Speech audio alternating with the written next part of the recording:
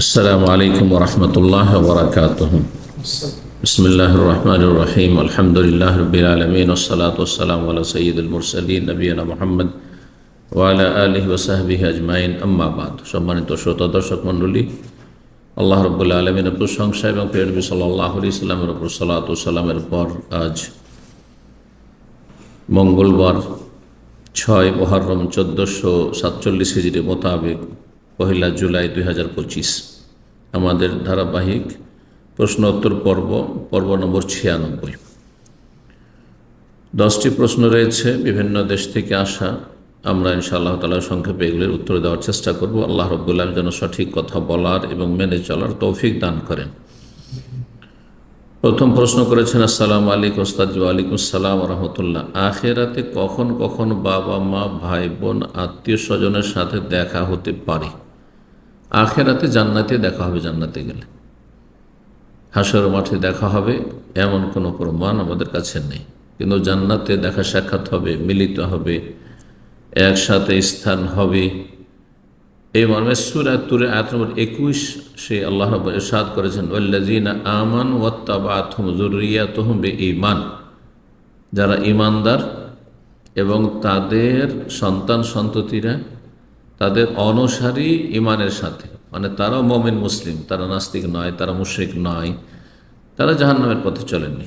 ওয়াত্তাবা'আতহুম যুররিয়াতুহুম বিঈমান, ঈমানের সাথে তাদের ছেলেমেয়েরা যদি বাবা মার অনুসারী হয়ে থাকে, মানে বাবা মা মুসলিম, তারা মুসলিম এবং তারা বড় শিরক বড় কুফরি মুক্ত, তাহলে আলহাকনা বিহিম যুররিয়াতাহুম, তাহলে তাদের সন্তানদেরকে আমি বাবা মায়ের সাথে মিলিত করব। যদি নিচেও থাকে মিলিত করব, বাবা মা নিচে থাকে তাদেরকে, আর মর্যাদা উঁচু হয়েছে ছেলে মেয়েদের একসাথে আল্লাহ করে দেবেন। ওমা আলাতনাহুম মিন আমালিহিম মিন শাই, তাদের আমলের কোনো কিছুতে আমি কমতি করব না বদলা দিতে। এ আর স্পষ্ট প্রমাণ করে। 2 নম্বর প্রশ্ন বলছেন, আসসালামু আলাইকুম শেখ। ওয়ালাইকুম আসসালাম ওয়া রাহমাতুল্লাহ। লম্বা প্রশ্ন করেছেন, একই কথা বারবার করে বলেছেন। আল্লাহ সংক্ষেপ করার তৌফিক দান করুন প্রশ্নকারীদেরকে। 5 ওয়াক্ত সালাতের মধ্যে কেউ যদি 1 ওয়াক্ত সালাত ইচ্ছাকৃত ত্যাগ করে তাহলে কি সে পুরোপুরি কাফের হয়ে যাবে? কাজটি কুফরি, কিন্তু 1 ওয়াক্ত 2 ওয়াক্ত ছাড়ে বাকি সময়ে পড়ে, এই মর্মে সঠিক মত বেশি যে বড় কাফের নয়, ছোট কাফের, কিন্তু কুফরির কাছাকাছি, বড় কুফরির কাছাকাছি চলে যায়। এই বিষয়টিতে ইখতিলাফ রয়েছে কিছু ওলামাদের মতে, যেমন আল্লামা শেখ সালেহ ফৌজান, এরকম অনেক ওলামা কেরাম রয়েছেন যে যতবার সালাত ছাড়ে ততবার বড় কাফের হয়ে যাবে। ঈমান এবং কুফরির মাঝে সে উদ্ভ্রান্ত হয়ে ঘুরে বেড়াবে। এই জন্য যেই কাজটিকে কুফরি বলা হয়েছে সেই কাজ একজন মুসলিম কি করে করতে পারে, এটি যথেষ্ট হেদায়েতের জন্য। যারা আপনাকে যদি গুনাহগার ফাসেক বলা হয়, আপনাকে পাপী বলা হয়, এটা অনেক হালকা কিসের চাইতে, যে কাজটি কুফরি করেছেন আপনি, কুফরি করলেন আপনি।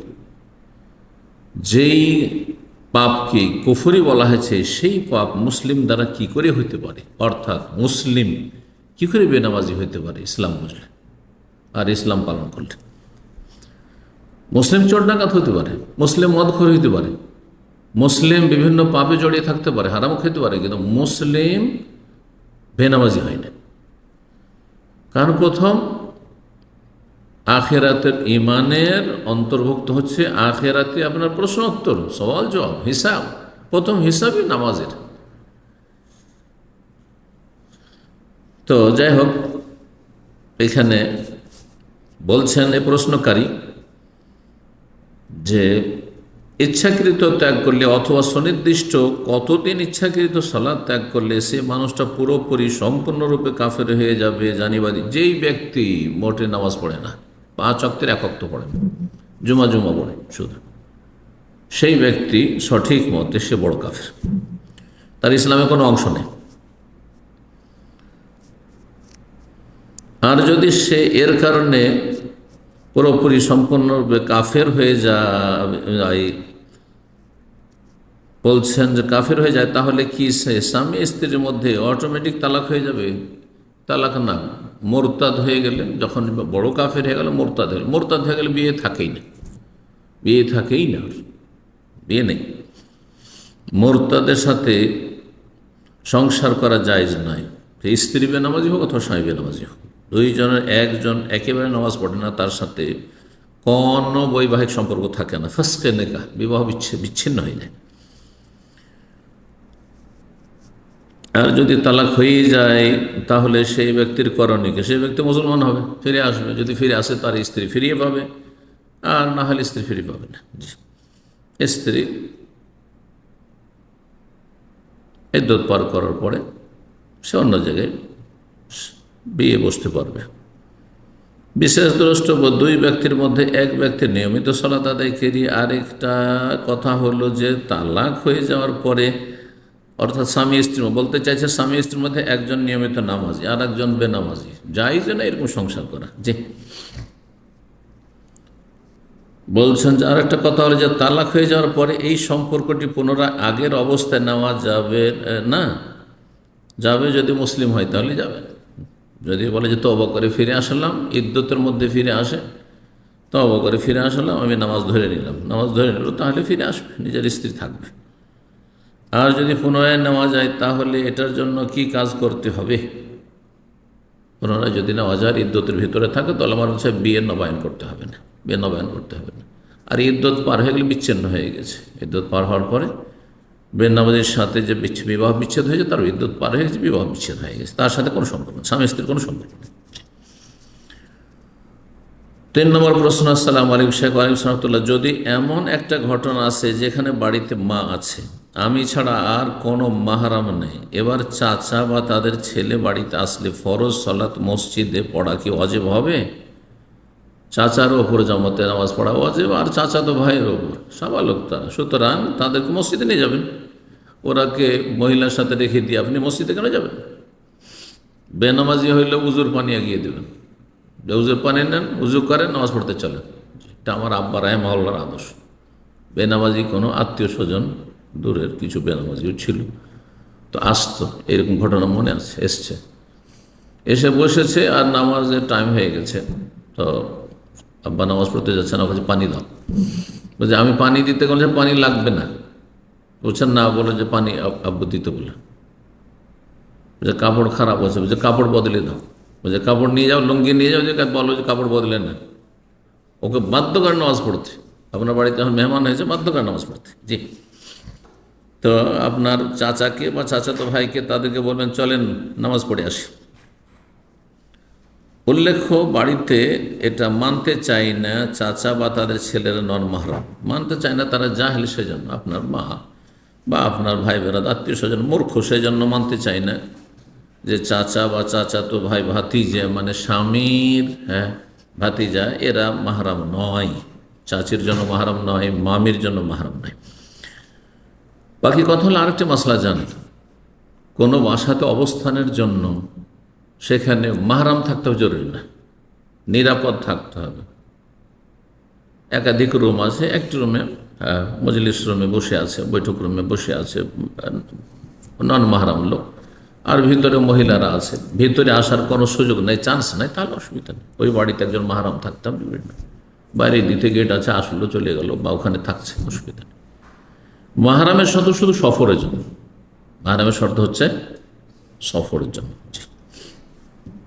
এমনকি নির্জনতার ক্ষেত্রে মাহরাম না থাকে কয়েকজন মহিলা, তাহলে নির্জনতাই থাকলো না।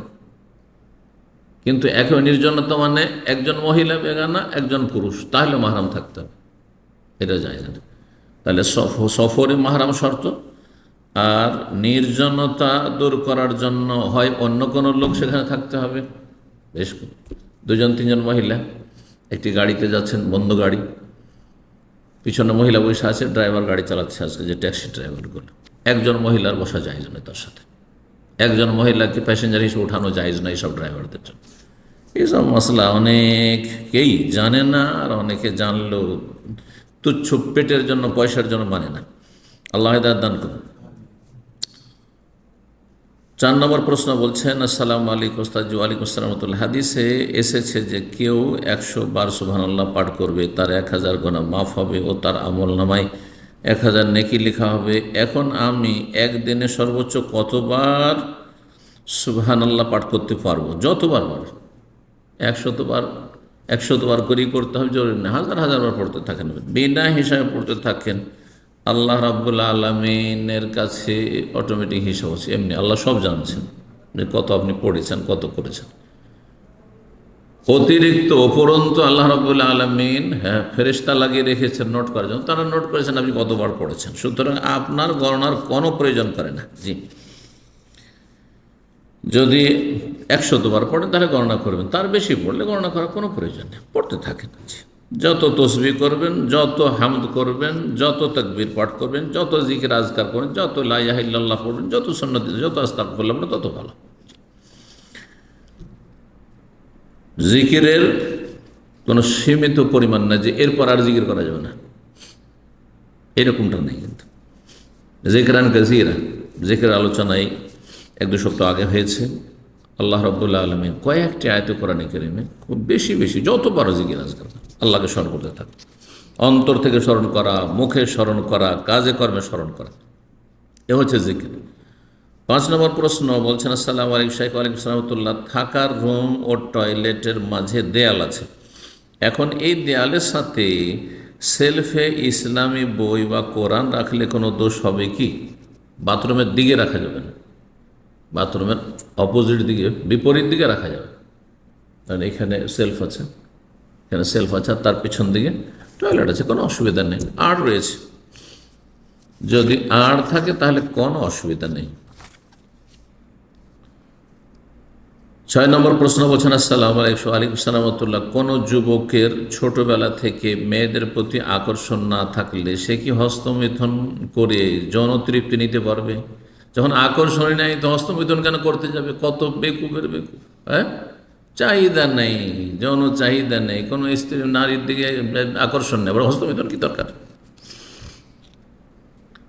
বলছেন তারপরে আবার কোন যুবকের মেয়েদের প্রতি আকর্ষণ আছে কিন্তু পরিবার নফল রোজা রাখতে দেয় না, কেন দিবেন না? আপনি রাখবেন। গোনা, যদি গোনার আশঙ্কা থেকে বিয়ে করতে দেয় না, নফল রোজা রাখতে দেবেন না, মানিয়েন না বাপ মায়ের কথা। হয় বিয়ে করেন নিজের খরচে পারলে, আর ছেলেকে বাবা মার অনুমতি লাগে না বিয়ের জন্য, পরামর্শ নিতে পারলে ভালো, মুস্তাহাব কাজ। সাবালক হয়েছেন, পয়সা হয়েছে, বিয়ে করে ফেলেন। বাবা মাকে বলেন আমার বিয়ের প্রয়োজন, সরাসরি না বলতে পারেন, সামাজিক লজ্জা আজকাল আছে, আমাদের সমাজ আছে, আরব সমাজে এসব কিছু নেই। সরাসরি বলছে আমার বিয়ে দিয়ে দেন, কোনো অসুবিধা নেই, এটি শরীয়ত। সাবালক হয়েছে আমার বিয়ে দিয়ে দেন। যদি না বলতে পারেন, কাউকে দিয়ে বললাম, কোনো আলেমকে দিয়ে, কোনো ভালো মানুষকে, কোনো মুরব্বী দিয়ে, যার কথা শুনবে হয়তো। যেদিন না শুনে আপনি রোজা রাখেন, বলছেন না বিয়েও করতে দেবো না, রোজা রাখতে দেবো না, শুনিয়েন না। ফালা তো তে হোম, আল্লাহ বলছেন সূরা লুকমান, এইরকম বাপের কথা শুনিও না, এরকম মায়ের কথা শুনিও না। জি, কারণ এগুলি আপনার গুনহার দিকে ঠেলে দেওয়া। ফরজ রোজা রাখতে বাধা দেয় মাঝে মাঝে, মোটেই শুনবেন না। ফরজ কেন? যদি গুনহার আশঙ্কা থাকা, রোজায় হচ্ছে আমার সমাধান, বিয়ে করতে পারছি না, তাহলে রোজা রাখবেন বিনা হুকুমে, জানাবেন না, তবুও জোর করে রোজা রাখে। এই পরিস্থিতিতে কি সে হস্তমৈথুন করতে পারবে? কোনো মতে হস্তমৈথুন করতে পারবে। হস্তমৈথুন গুনহার কাজ, সীমা লঙ্ঘনের কাজ, আল্লাহ কোরআনে কারিমে বলেছেন সূরা মুমিনুনে।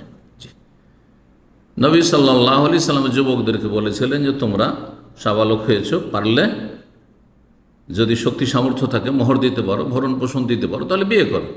অমাল্লাম ইয়াস্তাতে, আর যদি না পারো, যৌন চাহিদা আছে কিন্তু খরচ খরচা বহন করতে পারছো না, পেটের ভাত দিতে পারবে না স্ত্রীকে, বাসা দিতে পারবেন না, তাহলে ফাআলাইহি বিসসাম, বলেননি যে তোমরা হস্তমৈথুন করো, বলেছে রোজা রাখো।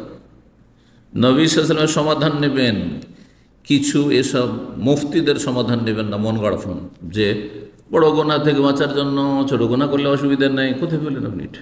এই ফর্মুলা কোথায় আছে যে ব্যভিচার থেকে বাঁচার জন্য, সমকামিতা থেকে বাঁচার জন্য হস্তমৈথুন করব? নবী সাল্লাল্লাহু সাহাবারা বলেননি।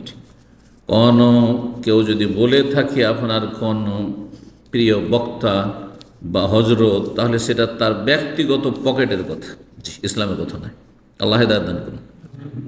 7 নম্বর প্রশ্ন বলছেন, আসসালামু আলাইকুম শাইখ। ওয়ালাইকুম সালামতুল্লাহ। মোবাইলের অ্যাপস দেখে কোরআন পড়লে কি পূর্ণ নাকি পাওয়া যাবে? পূর্ণ নেকি পাবেন কিসে? নেকি কম বেশি আছে, সবাই আমরা তেলাওয়াত করছি কিন্তু সবার নেকি এক সমান নয়। এক এক অক্ষরে 10 নেকি, মানে আপনারও 10 নেকি আমিও 10 নেকি, এটা জরুরি নয়। হতে পারে আপনাদেরই বেশি হইতে পারে, হ্যাঁ, পরিস্থিতি বিচার করে আবার আমারও বেশি হইতে পারে, অনেক পার্থক্য হয়ে যেতে পারে। কিসের ভিত্তিতে? সেটা হচ্ছে তাদাব্বুর, গভীরভাবে আয়াতগুলি নিয়ে চিন্তা করা, ফাহাম, অনুধাবন করা, বুঝা যে আল্লাহ কি বলছেন। তাহলে অর্থ যে বুঝে তার নাকি বেশি, যে গভীরভাবে ডিপলি চিন্তা করে যে আল্লাহ এই কথাগুলি বলেছেন, আমার জীবনে প্রতিক্রিয়া হচ্ছে, তাহলে তার কোয়ালিটি আলাদা। আর একটা লোক পড়ে যাচ্ছে, সামান্য বুঝে হয়তো বা কিছুই বুঝে না হয়তো, তার নাকি আর যে ব্যক্তি বুঝে, যে ব্যক্তি গৌরব ফিকির করে গভীরভাবে চিন্তা করে পড়ে, অর্থ বুঝে পড়ে, তার সাথে খুশু বিনয়ী হয়ে কোরআন তেলাওয়াত করতে কান্না চলে আসে, ভিতরটা নরম হয়ে যায়, দুনিয়া তার সামনে তুচ্ছ হয়ে যায়, হ্যাঁ, দুনিয়া বিমুখ হয়ে আখিরাতমুখী হয়ে যায়। জি, আল্লাহ রাব্বুল আলামিন কোরআনে কারিমে তেলাওয়াতের সম্পর্কে কোয়ালিটিতে হাই কোয়ালিটির কথা বলে, ইযা তুলিয়াত আলাইহিম আয়াতুহু যাদাতহুম ঈমানা, ঈমান তাদের বেড়ে যায়। আয়াত আল্লাহ বলেছেন যে তারা যখন কোরআনে কারিম তেলাওয়াত করে তখন খাররু সুজ্জাদান ওয়া বুকিয়া, যেখানে সিজদা রয়েছে কোরআনে কারিমেতে, তারা তখন সিজদায় লুটিয়ে পড়ে, কান্নায় ভেঙে পড়ে, কান্না আসবে। তেলাওয়াত করছেন আর হাসাহাসি করছেন, আমোদ ফুর্তি করছেন, এদিকে গাল গল্প চলছে, তেলাওয়াত চলছে, এতে কোনো খুশু নেই। তেলাওয়াত হচ্ছে ইবাদত, যেমন সালাত হচ্ছে ইবাদত। এখন সালাতে যদি দুনিয়াদারি করতে থাকে, দুনিয়া সব চিন্তায় ঘুরপাক খাচ্ছে, কোনো খুশু নেই, বিনয়ী নন আপনি, তাতে আপনার একাগ্রতা নেই, আখিরাতমুখী হতে পারলেন না, অন্তরটা নরম হইল না, তাহলে সেই নামাজ শুধু ঠিকে সারা নামাজ, মানে ফরজ আদায় করা নামাজ, ফরজ আদায় হবে। ঠিক ওই রকমই কোরআনের কারিম তেলাওয়াত, কোরআন কারিমের তেলাওয়াত আপনি যা থেকেই করেন না কেন, আসল কোয়ালিটি দেখতে হয়, অর্থ বুঝছেন কিনা, গভীরভাবে আয়াতগুলো নিয়ে চিন্তা করছেন কিনা, আপনার মধ্যে খুশু আসছে কিনা, এগুলো হচ্ছে কোয়ালিটি। আর তারপরে মুসহাফে পড়েন, অথবা আপনি মোবাইলে পড়েন, অথবা মুখস্থ পড়েন, 3 পড়া। আল্লাহর বলেছেন যে যেটাতে বেশি আপনার মন লাগে, যেটাতে বেশি আপনার কোয়ালিটি ভালো হয়, সেটা বেশি ভালো, সেটা বেশি ভালো। তবে একটি দিক আছে মোবাইলে, যেটা অনেক আলেমরা এই প্রশ্ন উত্তর দিতে আরও আলেমরা উল্লেখ করেননি, কিছু আলেমরা উল্লেখও করেছেন। সেটা হচ্ছে মোবাইলে শুধু আয়াতে কোরআনই নেই, একটা অ্যাপস আছে, বাকি আছে অনেক খেলতামাশা আছে, অনেক দুনিয়াদারি আছে, বড় দুনিয়াদারি বেশি আছে, ঠিক কিনা?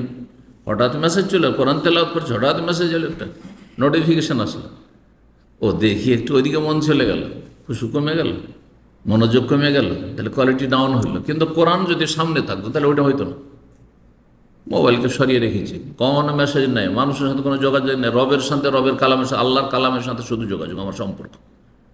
এই জন্য আমি বলি যে মোবাইল থেকে পড়ার চাইতে কোরআন যদি আপনার হাতের নাগালে থাকে, কোরআন থেকে পড়েন, এটা বেশি ভালো।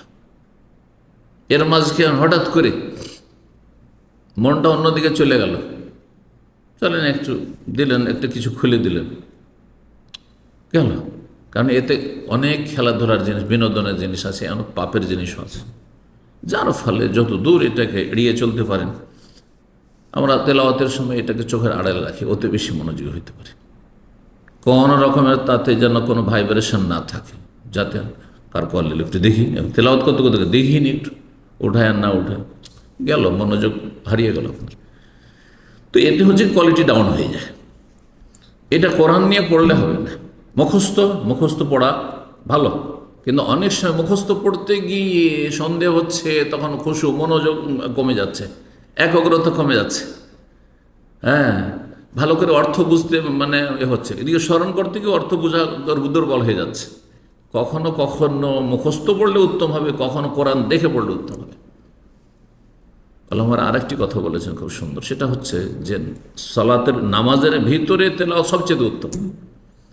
যখন আপনি তাহাজ্জুদ পড়ছেন, যখন নামাজের ভিতরে পড়ছেন, রাতের নামাজ, তাহাজ্জুদের নামাজ পড়ছেন, আপনি নফল নামাজ পড়ছেন রাত্রে, তখন আপনি মুখস্থ পড়েন, এটা বেশি ভালো। আর যখন নামাজের বাইরে পড়ছেন, তখন কোরআন যদি থাকে তো কোরআন দেখে পড়েন, যাতে ভুল হওয়ার সম্ভাবনা কম। মনোযোগী বেশি হইতে পারবেন। আল্লাহ তাআলা আলাম। বিস্তারিত বিষয়ে আলোচনা করলাম যে কোরআন কোনভাবে পড়লে বেশি নেকি, কোরআন কারীম মুসহাফে না মুখস্থ না মোবাইলে। জি, 8 নম্বর প্রশ্ন বলছেন, আসসালামু আলাইকুম শাইখ। ওয়ালাইকুম রহমতুল্লাহ। মহান আল্লাহ বলেন, হে আদম সন্তান, তোমরা জামাতে সালাত আদায়ের উদ্দেশ্যে যে কোনো মসজিদের নিকটবর্তী হতে চাইলে সুন্দর পোশাক পরিচ্ছদ গ্রহণ করো। হুজু জিনাত ইনদা কুল্লি মসজিদ, প্রত্যেক মসজিদে গেলে, জামাতের কথা সেখানে নেই, মসজিদে গেলেও ভালো পোশাকে যাওয়া উচিত। যে কোনো মসজিদের নিকটবর্তী হইতে চাইলে সেখানে সুন্দর পোশাক গ্রহণ করো। সূরা আরাফ আয়াত নম্বর 31। আমি সাধারণত মাথায় টুপি পরি না, নামাজের সময়ও পরি না, কিন্তু এই আয়াতের আলোকে শুধুমাত্র মসজিদে যাওয়ার সময় নামাজের জন্য মাথায় টুপি পড়লে কি বিদআত হবে? যদি এটাকে সুন্নত মনে করেন, আর যদি মাথায় টুপি না দিই তাহলে আমার সুন্নতের খেলাফ হয়ে গেল, তাহলে এটা বিদআতের কাছাকাছি চলে যাবে। শুধু আপনি মাথা ঢাকবেন নামাজের জন্য, এই রকমের দলিল কিছু নেই আমাদের কাছে। তবে মাথা ঢাকাটি এটা আমাদের ভারত, বাংলাদেশ, পাকিস্তানে টুপি দ্বারা মাথা ঢাকা এটা ইসলামী সাজ, সুন্নত বলছি না। আমি একটা আলোচনাতে জন্য এক কথাতে বলেছি, টুপি পরা সুন্নত নয়, কিন্তু ইসলামী সাজ। মানে টুপি দেখলে বোঝা যায় মুসলিম। দাড়ি নেই, আজকাল অধিকাংশ মুসলিমদের দাড়ি নেই, এবং তার সাথে টুপিটা যে থাকলে বোঝা যায় যেন মুসলিম, কিন্তু টুপিও নেই দাঁড়িয়ে নেই, তো কী করে বুঝবো? তো বোঝাই মুশকিল। আমার এরকম হয়েছে, পিস টিভিতে গিয়ে বোম্বাইতে এরকম হয়েছে। জুমার দিন জানি না, অপরিচিত জায়গায় যাচ্ছে, রেকর্ডিং স্টুডিওতে যাচ্ছে, জুমার টাইম হয়ে গেছে। ডানে বামে কাকে, হিন্দুকে জিজ্ঞেস করো তো মসজিদে হদিস দিতে পারবে না, খ্রিস্টানকে জিজ্ঞেস করো দিতে পারবে না, তো মুসলিম চিন্তা। দেখছি কটা লোক যুবক ছেলে টুপি মাথায় দিয়ে আসছে, দাঁড়িয়ে নেই কিন্তু টুপি মাথায় দিয়ে আসছে। কাজ হয়েছে, প্রায় 11টা হতে যাচ্ছে, জুমার টাইম হতে যাচ্ছে, কোনো একটা মসজিদ ঢুকতে হবে। তখন তাদেরকে থামিয়ে দিয়ে, গাড়ি থামিয়ে দিয়ে জিজ্ঞেস করলাম, বলছে হ্যাঁ এইখানে মসজিদে ডানে বামে অনেক মসজিদ আছে। তাহলে কোথায় কাছে কোন মসজিদ? এইখানে মসজিদ আছে। এখন যদি বলি যে আহলে হাদিস মসজিদ কোথায় আছে, হতে পারে বেরলভী মাজার পূজারি, হতে পারে দেওবন্দি সুফি, হ্যাঁ তরিকতওয়ালা, তখন আমরা হেকমা অবলম্বন করলাম। আমি বলছি তার সাথে কথা, আমার সাথে দু একজন আরও আছে। তো আমি বললাম যে মসজিদটা দেওবন্দি না বেরলভী? মানে বেরলভী মানে মাজার পূজারি, দেওবন্দি মানে 50-50 বেদাতি, হাফ বেদাতি। প্রকাশ্য বড় শিখতে করে না, কিন্তু বেদাত অনেক আছে। তো দেওবন্দি না বেরলভী? তো বলছেন না আহলে হাদিস মসজিদ আছে। আমি বলছি আলহামদুলিল্লাহ, এই লোকগুলো আহলে হাদিস আছে, এই যুবক ছেলেগুলো আহলে হাদিস আছে, বুঝতে পারলাম। তো বলছে আমরা তো মসজিদে যাচ্ছি, তো চলেন, গাড়ি খালি, বড় গাড়ি ছিল, সম্ভবত ইনোভা ছিল অথবা কিছু ছিল, বড় গাড়ি, জিপ ছিল। তো গাড়িতে উঠিয়ে নিয়ে চলে গেলাম মসজিদে, নামাজ পড়লাম সুন্নতি, আলহামদুলিল্লাহ। জি, তো কি বলছিলাম, দাড়ি ছিল না, কিন্তু টুপি দেখে চিনতাম যে এই এলাকায় মুসলমান আছে। আরও আরেকটি কথা, এলাকায় ঘুরছি, নতুন শহর, বুঝতে পারছি না, কারণ অধিকাংশ মুসলিমদের দাড়ি নেই। যদি টুপিও না থাকে তো চিনতেই পারবো না যে এই মহল্লাগুলিতে কোনো মুসলিম আছে না হিন্দু খ্রিস্টানদের মহল্লা। তখন ওই টুপি দেখে চিনতাম পুরুষদের, আর মহিলাদের বোরখা দেখে চিনতাম। ভারতের দিল্লিতে আর বোম্বাইতে আমরা এইভাবে চিনি যে হ্যাঁ এই এলাকাতে মুসলিম বাস করে, যখন দেখি যে কিছু বোরকা পরা মহিলা বেরিয়েছে, কিছু ওই টুপিওয়ালা পুরুষ বেরিয়েছে, তখন চিনতে পারি। তাহলে এর ফায়দা অবশ্যই আছে, ইসলামী সাজের ফায়দা আছে, কিন্তু সেটাকে সুন্নত মনে করবেন না। আর মসজিদের গেটে এসে আপনি টুপি মাথায় দেবেন, তারপর ঢুকবেন, আবার গেটে বেরিয়ে খুলে নেবেন, এগুলো তরিকা ঠিক নয়। তারপরে কেউ যদি বিনা টুপিতে যায় তাহলে কি করবে, ওই নোংরা কাশপোটা মোছা, পকেটে রুমাল আছে, মাথায় বেঁধে নিল, এইগুলো ভুল কাজ। তারপরে ওই আপনার তাল পাতার, খেজুর পাতার টুপি আমাদের দেশে থাকতো, আর এত গন্ধ আর ময়লা হয়ে আছে, আর তাতে ছাড় পোকাও ঢুকে আছে, উঠিয়ে মাথায় দিয়ে দিল। না দিলে আপনার যদি খালি মাথায় নামাজ পড়ে, উঠিয়ে কেউ মাথায় আপনার চাপিয়ে দেবে, এগুলো বেদাত, এগুলো বাড়াবাড়ি। বাকি কথা হলো সুন্দর সাজে সালাত আদায় করা বেশি ভালো, যত সুন্দর সাজে সালাত আদায় করেন তত ভালো। টুপিকে সুন্নত বলবেন না, কিন্তু টুপি ভালো জিনিস, বিনা টুপিতে ঘুরে বেড়াবো শুধু, এতে কি সম্মান পাচ্ছেন? এতে সম্মান আরও কমে, এটা সম্মান আরও কমে। আরবদের মধ্যেও টুপির সাথে গুতরা থাকলে বেশি সম্মান। গুতরা রুমাল যদি না থাকে তো কমপক্ষে টুপি থাকলে একটু সম্মান আছে, টুপি নাই একেবারে তাহলে 3 নম্বর, হ্যাঁ, থার্ড ক্লাসে। জি,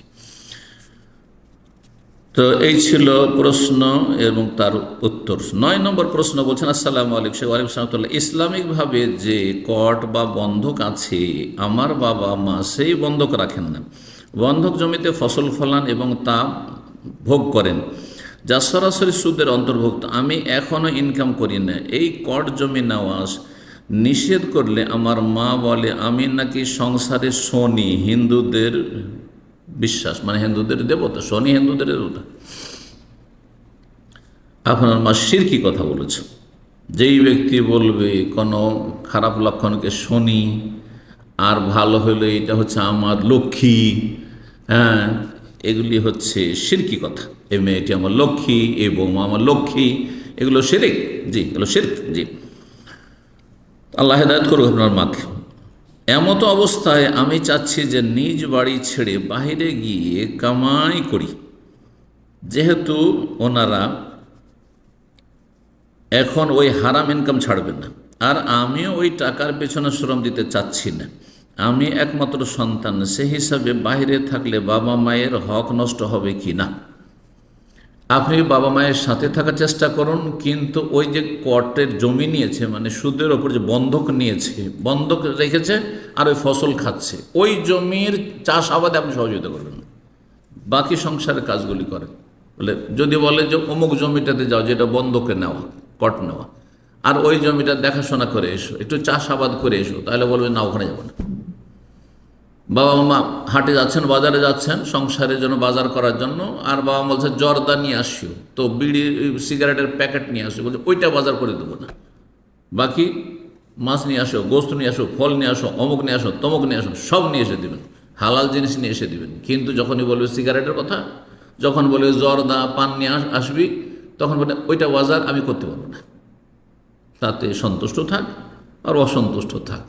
যদি মা বাবা এরকম অসন্তুষ্ট হয়, আল্লাহ সন্তুষ্ট থাকবেন, কোনো ক্ষতি হবে না, কোনো গুনাহ হবে না, কোনো ক্ষতি হবে না। এবং এই রকম পাপীদের বদদোয়াতে কিছুই হবে না। যদি বদদোয়াতে কিছু হবে না, ভালো করে শুনবেন। আল্লাহ হিদায়াত করুক এরকম বাপ মাকে। 10 নম্বর প্রশ্ন, হ্যাঁ, সেখানে বলে দিই যে আপনি যদি দেখেন যে বাবা মার কষ্ট হয়ে যাবে, বাবা মা অসহায় হয়ে যাবে, বুড়ো হয়ে গেছে, তাহলে বাড়ি ছেড়ে যাবেন না, আপনি যথাসাধ্য থাকার চেষ্টা করবেন। কিন্তু যদি দেখা যায় বাবা মা এখন, বাবা সুস্থ আছে, মায়ের জন্য আমার থাকা খুব জরুরি নয়, আর এখানে হারাম থেকে বাঁচার জন্য আমি দূরে গিয়ে রোজগার করবো, জায়েজ আছে, কোনো অসুবিধা নেই। যেমন প্রবাসে আসে, বিদেশে আসে, বাপের একটাই ছেলে, আর বাপ মা বুড়ো হয়ে গেছে, তাদের চিকিৎসার জন্য লোকজন পাওয়া যায় না, তাদের খেদমতের জন্য দেখাশোনা, হাট বাজার করার জন্য লোকজন নেই, আর আপনি প্রবাসে বসে থাকবেন, এটা চাইছ না। কিন্তু যদি দেখা যায় যে বাপ সুস্থ আছে, মা সুস্থ আছে, তারা কাজ চালিয়ে নিতে পারছে, হ্যাঁ, ভাই ভাতিজা তাদেরকে দিয়ে কাজ চলে যাচ্ছে, তাহলে আপনি প্রবাসে থাকতে পারেন, যদিও বাবার একাই আপনি এক ছেলে। আল্লাহু আলম। 10 নম্বর সর্বশেষ প্রশ্ন বলছেন, আসসালামু আলাইকুম শেখ। ওয়ালাইকুম সালাম।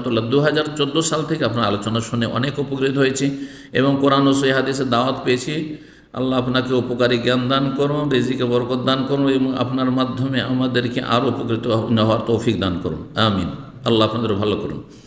বলছেন মাছের রক্ত, প্রশ্ন, মাছের রক্ত পাক না নাপাক?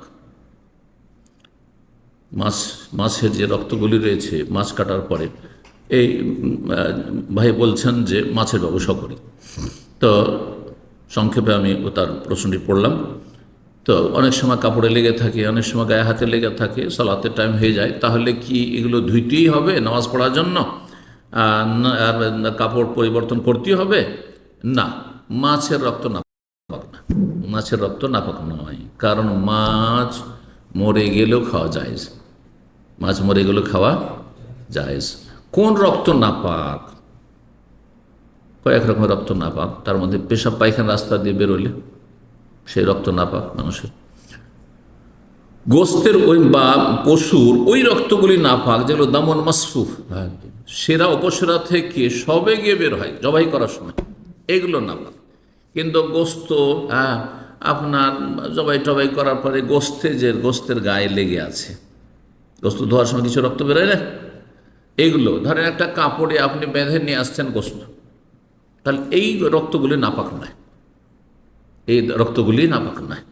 যেই পশুর গোস্ত খাওয়া যায়, আচ্ছা, যেই পশুর গোস্ত খাওয়া হারাম সেই পশুর রক্ত নাপাক, সে পশু রক্ত, যেমন গাধার রক্ত, হ্যাঁ, যেমন বিড়ালের রক্ত, কুকুরের রক্ত, এগুলো না পাক। জি, আল্লাহ তাআলা। কিন্তু মাছ যেহেতু জীবিত পাক, হ্যাঁ, আর মৃত পাক, হ্যাঁ, ওর মুর্দা মানে মরে যাওয়া মাছও পাক। মাছের জন্য শর্ত নেই যে মাছ জবাই করে খেতে হবে। আছে, যদি মাছের রক্ত নাপাক হইতো, ওলামারা বলেছেন, তাহলে তার জবাই করা শর্ত হতো হালাল করার জন্য।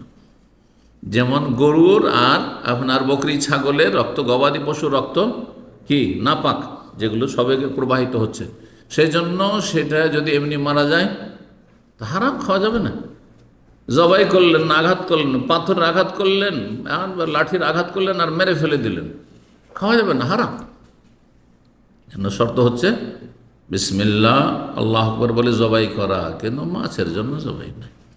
একটা হাস্যকর কথা বলিনি, মদিনায় যখন ছিলাম, থাইল্যান্ড থেকে মাছ আসতো, রুই মাছ, বার্মা, এগুলো অমুসলিম দেশ থেকে আসতো। এই দেশে যেহেতু জবাই করার সার্টিফিকেট না থাকলে, যদি স্টিকার না থাকে তো গ্রহণযোগ্য নয়, তো এই মূর্খ ব্যবসায়ীরা ভেবেছে মাছের ওপর স্টিকার লাগাইতে হবে। তো গোস্তের যে ফ্রোজেন প্যাকেট আসছে সেগুলো তো লাগাচ্ছে আরবিতে জবেহ আলা শরিয়াতুল ইসলামী, জবেহ আলা শরিয়ত, ইসলামী তরিকায় জবাই করা হয়েছে। এগুলো গোস্ত যে অস্ট্রেলিয়া, বিভিন্ন নিউজিল্যান্ড থেকে গোস্ত আছে না, এইসব গোস্তগুলোর প্যাকেটে তো লাগানো থাকে। কিন্তু দেখি একটা মাছের প্যাকেট, বাঙালি কালাম আমরা গিয়েছি, সুবহানাল্লাহ, পড়ে তো হাসতে হাসতে আমরা মদিনা ইউনিভার্সিটির ছাত্র সব, আমাদের আশ্চর্য লাগলো যে কিভাবে প্রতারণা আর কি শয়তানি। জবেহ আলা শরিয়াতুল ইসলামে মাছের গায়ে লেখা আছে, কথা বুঝতে পারছেন না? কত জাহেলেরা ব্যবসায়ী, পেটের জন্য সব কিছুই করতে পারে, হালাল হারামের কোনো পার্থক্য নেই। কাফেরদের কাছে নয়, কাফের চরিত্রে যারা মুসলিম এক শ্রেণী তাদের কাছেও নেই। আল্লাহ তাদের অনিষ্ট থেকে রক্ষা করুন। বারাকাল্লাহু ফিকুম। ওয়া সাল্লাল্লাহু ওয়া সাল্লাম নবিয়ানা মুহাম্মদ ওয়া আলা আলিহি ওয়া সাহবিহি আজমাইন।